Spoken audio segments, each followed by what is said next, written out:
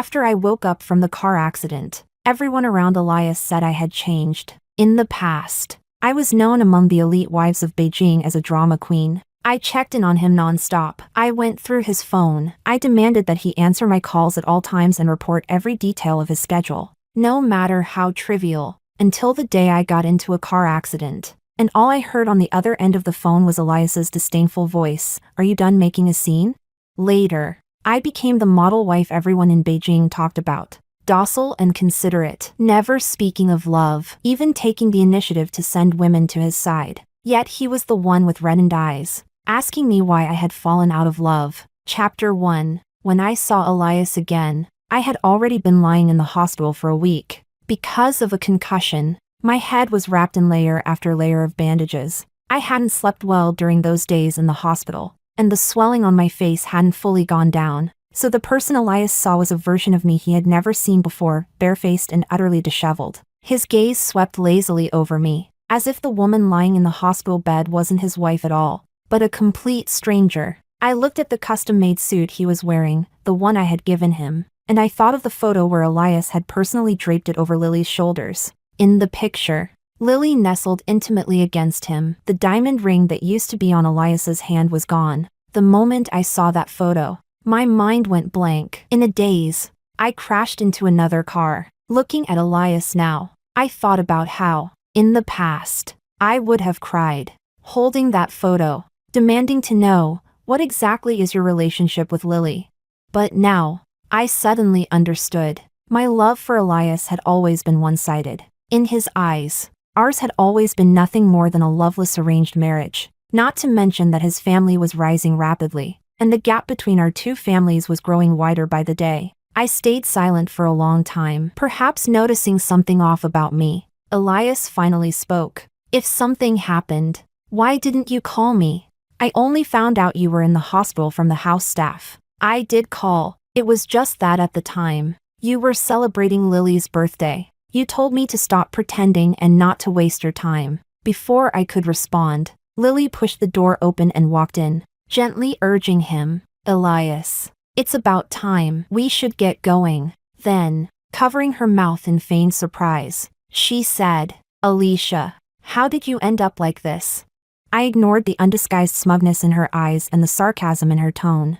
I also ignored the fact that she and Elias were going on a business trip together. I simply pushed Elias's hand away lightly, gave him my sweetest smile, and told him not to delay his schedule. Elias seemed very satisfied with my change. Like teasing a pet, he casually patted my face. "Be good, focus on recovering, and don't make trouble with me again. Understand?"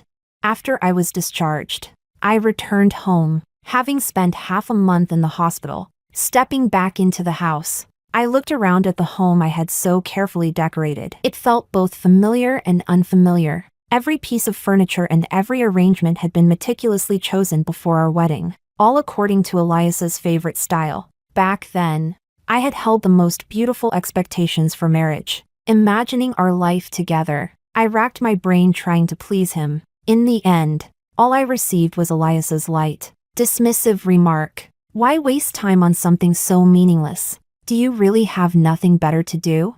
After the wedding, I carefully maintained this marriage. I constantly tested Elias's feelings for me, so much so that his childhood friends often laughed at him, saying he had married a jealous shrew. Chapter 2. For a long time, I was the punchline of the elite wives circle in Beijing. Looking back now, I was too greedy. I wanted too much, both the man and his love. No wonder. In the second before I lost consciousness during the accident, I heard Lily's mocking laughter through the phone. She said I had been checking up on Elias more and more strictly lately, coming up with increasingly creative ways to do it. His childhood friends burst into hearty laughter, and Elias simply listened quietly, offering no rebuttal. I opened the wardrobe and pulled out all my clothes. I don't like black and white tones, but Elias does. So although the styles in my closet were varied, the colors were monotonously the same. Come to think of it, it was all because of Lily. Clearly, I was the one married to Elias,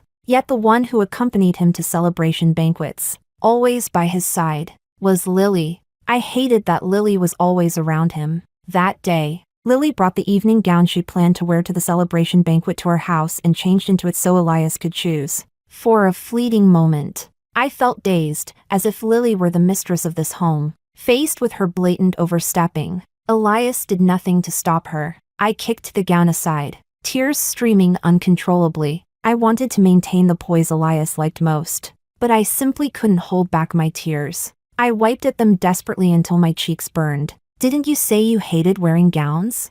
Besides, the way you dress every day isn't suitable for a celebration banquet. Elias just sat there quietly, watching my ridiculous and miserable state. His eyes held confusion and pity. Lily even stepped forward and patted my back. Elias isn't refusing to take you. It's just that you've stayed at home for too long. You wouldn't be able to handle an event like that. Don't worry. There's really nothing between Elias and me. Otherwise, he wouldn't have married you. I forcefully shook off her hand and spat out. You're insane.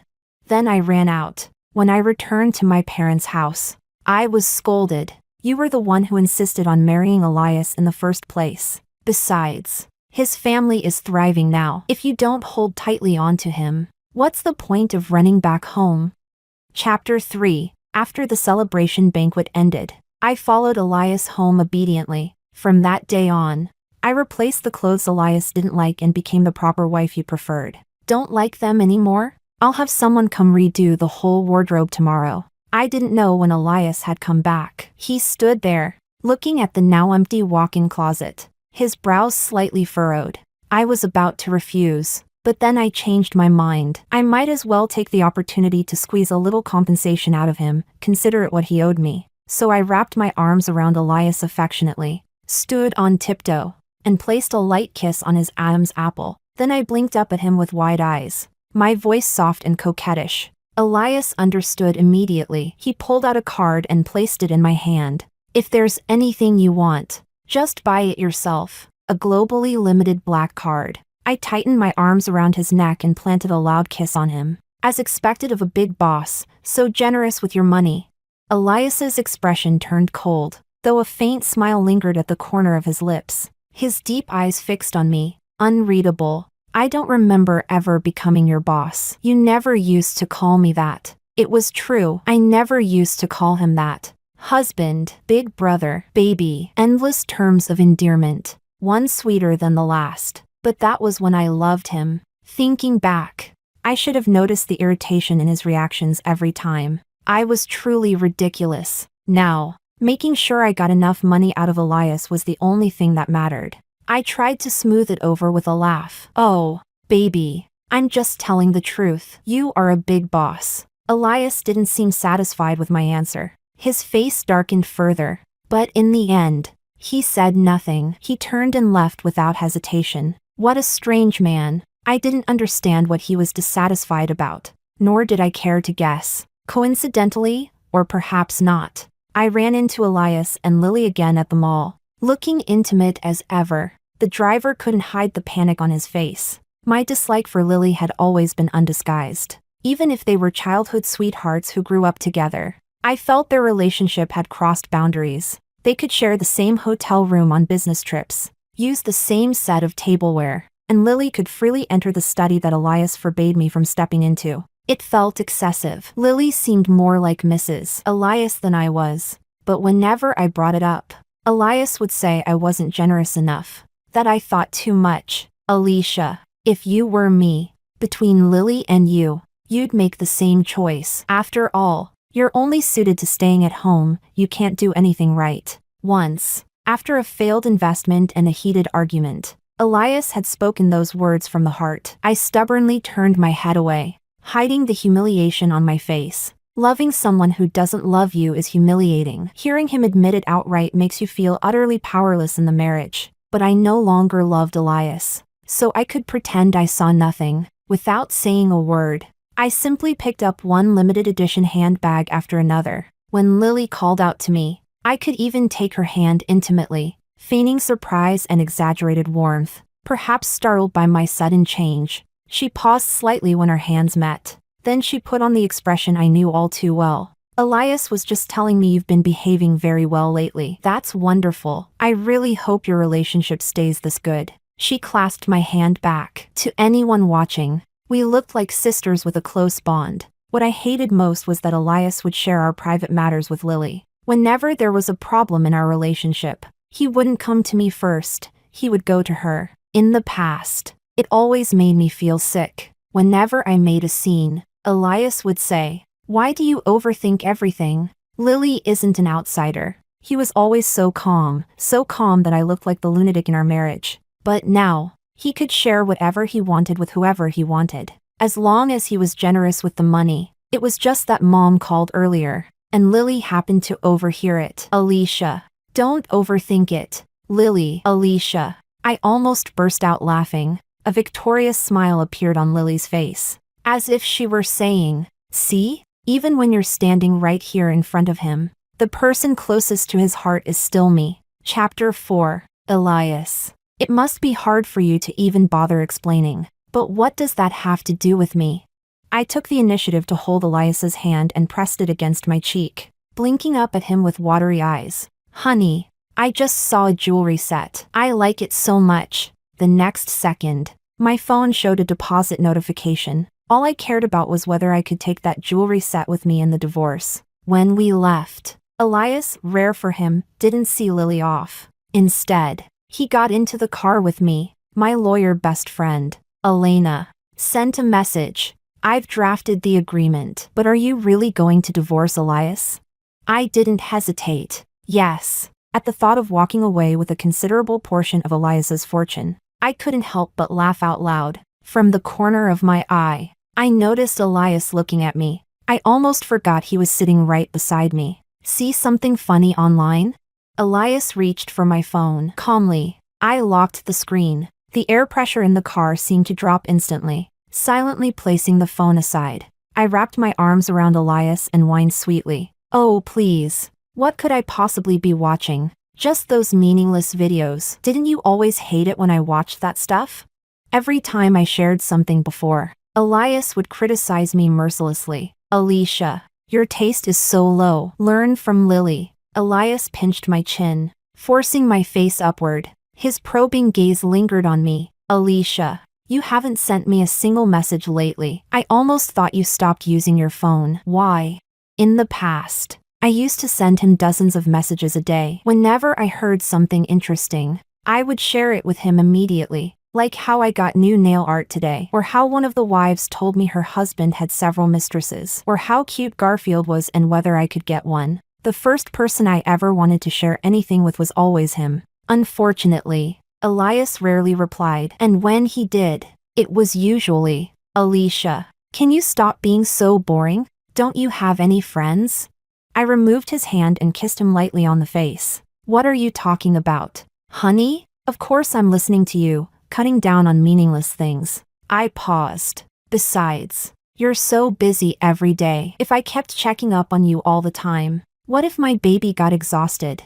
I just don't love you anymore." "Elias, only when I loved you did I want to share everything with you. Only when I loved you deeply was I afraid of losing you." Elias pulled me tightly into his arms, so tight it almost hurt. Just as I was about to push him away, his muffled voice came from above. "It's not meaningless. I like watching them." I didn't respond, pretending I hadn't heard. Elias kissed my forehead. "One message. 10,000. No upper limit. Elias, you better not regret that." From that day on, Elias replied seriously to every single message I sent him. Sometimes, when I really couldn't think of anything to say, I would just snap a random photo and send it without even looking. Elias replied, "Very artistic." When I opened it myself, I realized that because I had taken it so carelessly, the image wasn't even in focus, just a blurry mess.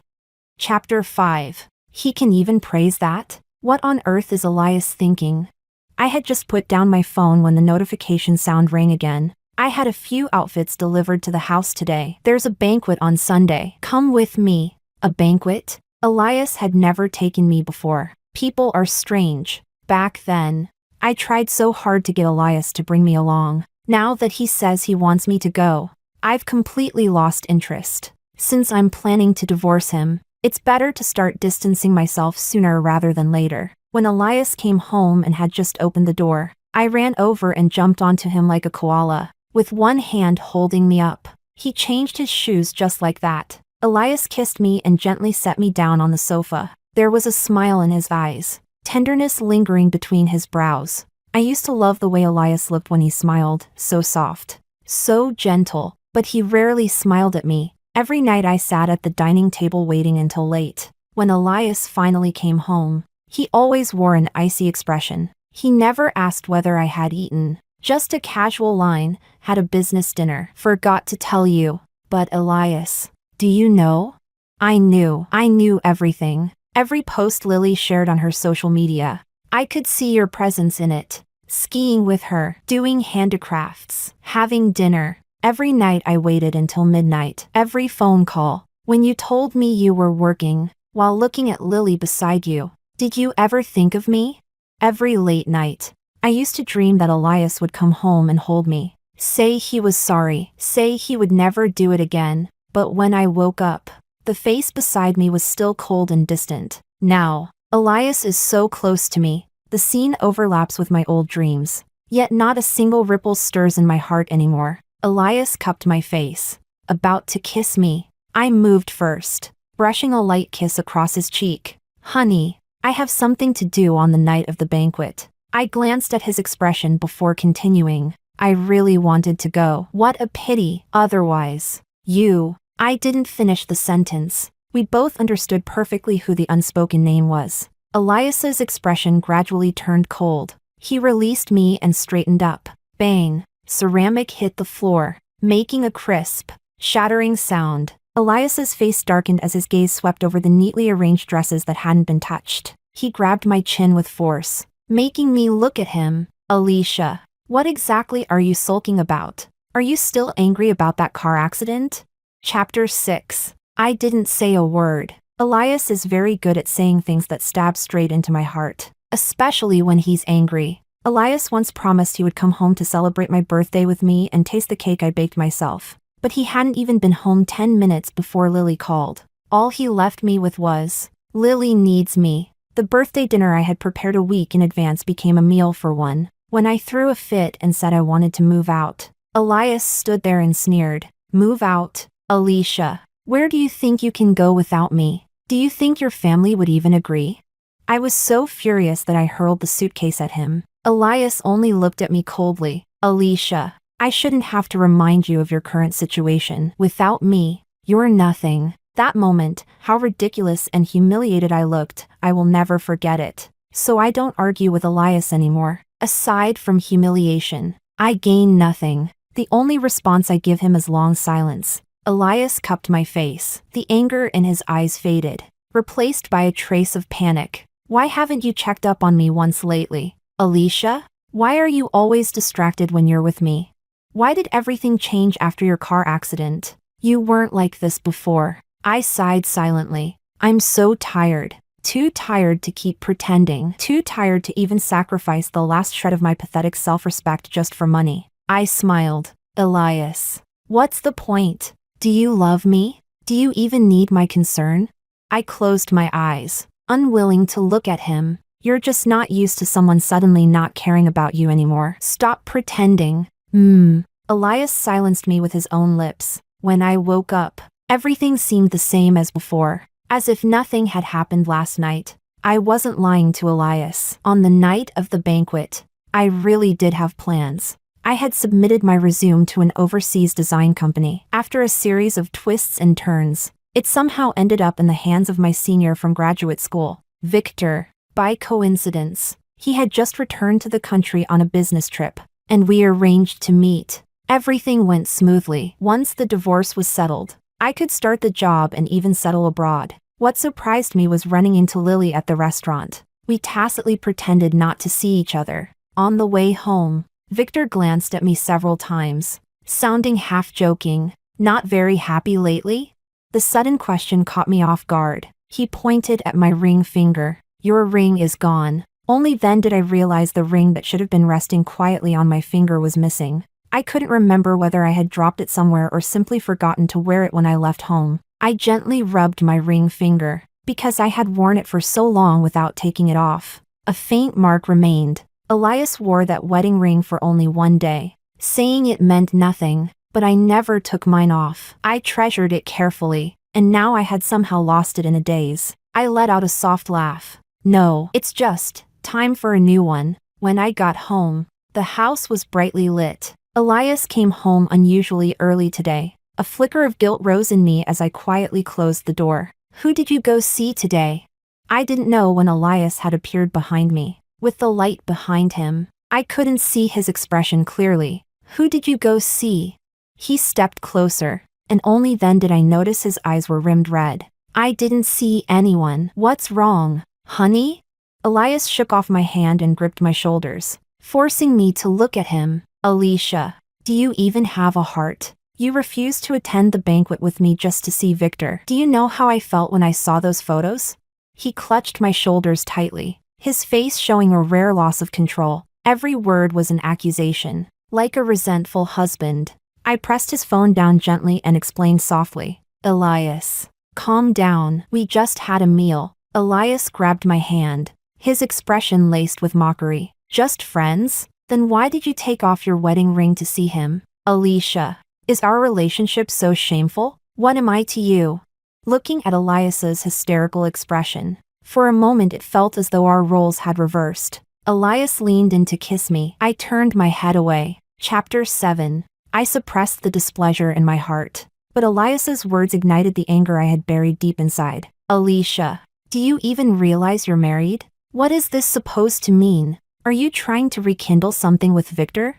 I shoved Elias away with all my strength and slapped him hard across the face. His cheek quickly swelled. I looked at him as if he were the mad one. Once upon a time, I had questioned him the same way. Elias, you said it yourself, there's nothing wrong with two ordinary friends having a meal together. Back when Elias would leave me behind to find Lily, he had said it with his own mouth. Alicia, when will you stop being so sensitive? Lily is my friend. Isn't it normal to have a meal together?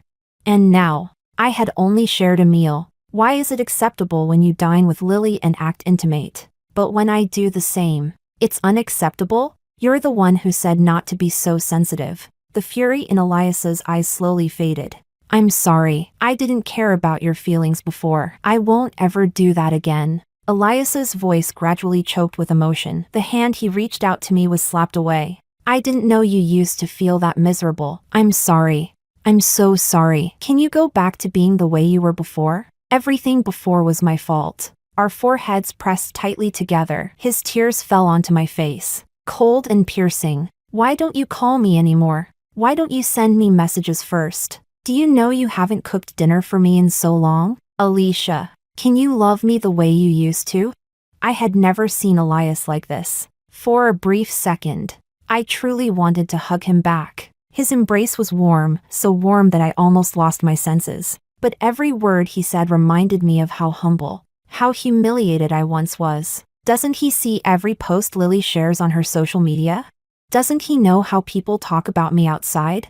I don't believe he doesn't know. He simply believed I would never leave. Love is a strange thing. It can reverse people's roles completely. So Elias knew all along. He just relied on the fact that I loved him, and took that love for granted, wearing it down recklessly. But my love is limited to the point that it cannot carry me blindly through an entire lifetime. After that day, Elias never mentioned Lily again, for the first time ever. He even called me proactively during business dinners, asking me to check up on him. That night, I no longer heard his childhood friends teasing in the background. Elias acted like a little dog eager for praise, seeking my approval. Unfortunately, he forgot. The current me no longer needs any of this. He barely managed to hold himself upright for a few days before reverting to his old self. With my onboarding date approaching, the divorce must be put on the agenda as soon as possible. Chapter 8. The person who arrived before Elias was his mother. Just as I expected, Lily had exaggerated my meeting with Victor and reported it to my mother-in-law. I secretly guessed she wouldn't have anything pleasant to say. In her heart, the ideal daughter-in-law had always been Lily. If not for the trouble Lily's family later encountered, the one who married Elias would have been her. I prepared myself for confrontation. Unexpectedly, she asked about my college major. I remember you studied jewelry design in both your undergraduate and graduate years. I nodded, understanding instantly. The resume I had submitted had apparently found its way into her hands. I wasn't surprised, given their family's current status. Nothing would shock me. You've been married to Elias for 2 years now. To be honest, I've never been optimistic about your marriage. She smiled warmly, but her words were as sharp as ever. I lifted my coffee cup, waiting for her to continue. But recently I've realized Elias is more dependent on you than I imagined. In fact, I have to admit, in every respect, you are more suitable than anyone to be his wife. I froze for a moment, unable to react. She handed me a property transfer agreement. I know you've suffered a lot these past 2 years. I also have a general idea of what you're planning, but I do not agree to your divorce. You can take this money and do whatever you want. As always. She left before I could respond. I let out a bitter laugh inside. What kind of melodramatic plot is this? Now that I've stopped loving him, the domineering mother-in-law throws money at me? Not divorcing would indeed be the safest and most advantageous choice for me. But to continue this marriage, I am too tired. Too tired. Do I truly not love Elias anymore? I'm not sure. After all, my feelings for him accompanied my entire youth. Even knowing he might not love me, I still rushed into marriage with reckless passion, and ended up wounded all over. Only then did I wake up. For Elias, I gave up too much. The family inheritance, my career, my dreams. Thankfully, it's not too late. When I handed the divorce agreement to Elias, he didn't take it. He simply sat there expressionless, his whole being collapsing little by little. Elias didn't sign. He told me, "You can't just stop loving me halfway. You can't leave me here alone." By the end, his voice was trembling. "Alicia, you can't be this heartless." I shook my head. "Elias, you're just not used to it yet, but you will be." Elias lifted his head. His eyes reddened, a madness I had never seen flashing in them. "If you leave me, then your family will disappear from Beijing just like Lily's family did." Chapter 9. I suddenly realized, back then, I was still overseas. Rumors had already spread in our social circle about a marriage alliance between their two families. It was just that Lily's family was later investigated for serious tax issues. Their funds were frozen, and more financial scandals followed. Even Elias's family stepping in couldn't save the situation. That was why Elias's engagement could be postponed, just in time for me to graduate and return to the country. At the time, I had even felt lucky, thinking everything was such a coincidence. Yes, how could everything possibly be such a coincidence? Elias, you lunatic. You're insane. Elias! I was furious. Elias stood up, grabbed my hand, and made a motion as if to slap himself with it. I couldn't pull free. His face pressed tightly against my palm. "Want to hit me, wife? You can hit me however you like." His voice was dark, yet there was a smile on his face.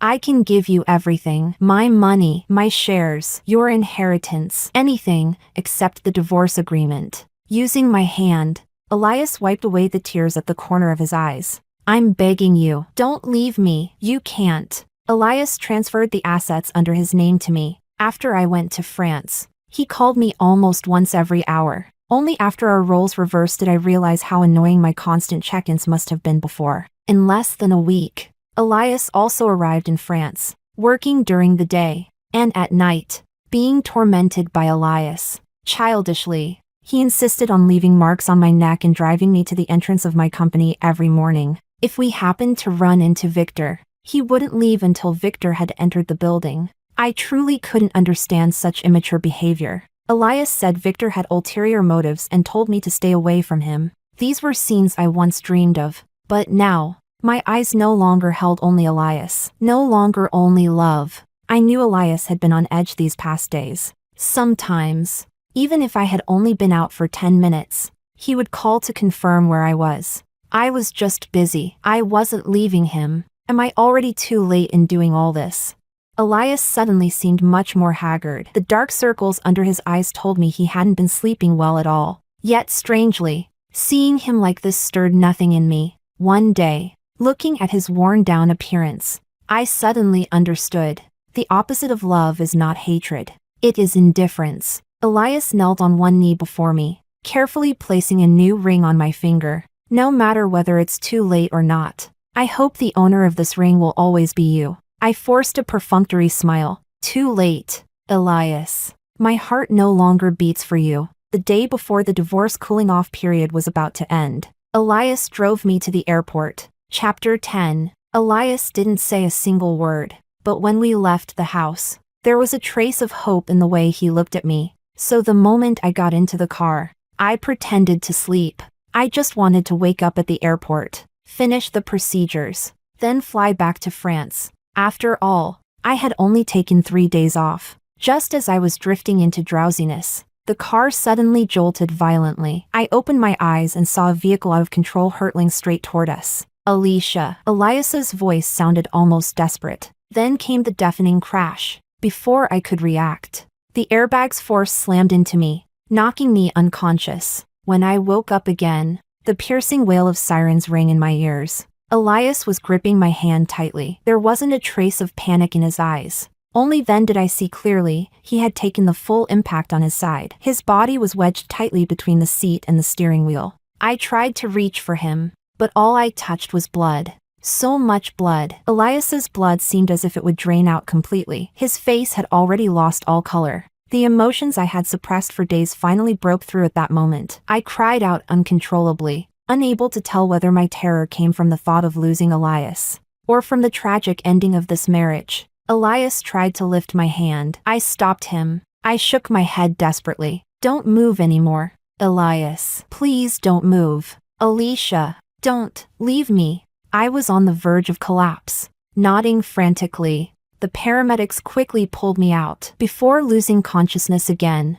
I saw Elias being carried onto an ambulance. When I woke once more, only medical staff were around me. I grabbed one of them, speaking in my not-so-fluent French. After rambling for a long time, I still couldn't understand what had happened to Elias. Thinking of that hand covered in blood, I broke down completely, sobbing uncontrollably. I could only repeat Elias's name over and over. The nurse helped me up, speaking rapidly in French. I didn't know how to explain this absurd marriage, nor how to find out where Elias was. And in that very moment, I realized I probably still loved Elias, in a place I hadn't even been aware of. The next second, Elias was wheeled in, his body wrapped in bandages, yet his gaze remained unwavering as he looked at me. Perhaps Elias was right. We were destined to be entangled for a lifetime. Chapter 11. Elias's POV. In the end, Alicia and I didn't get divorced.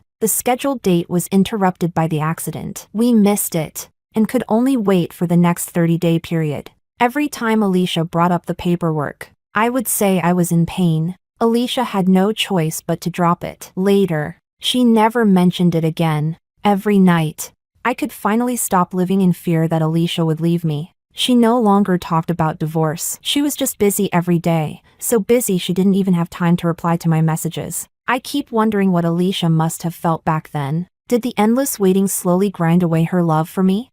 I don't dare think too deeply, because then I'd have to remember what I was doing at the time. Victor sometimes drives Alicia home. Every time I see him, I feel sick. Alicia doesn't think there's anything wrong. She says she and Victor are just ordinary friends now. But I can tell Victor clearly doesn't see her as just a friend. Whenever I bring it up, Alicia falls silent. She'll say, "Elias, can you stop making a scene?"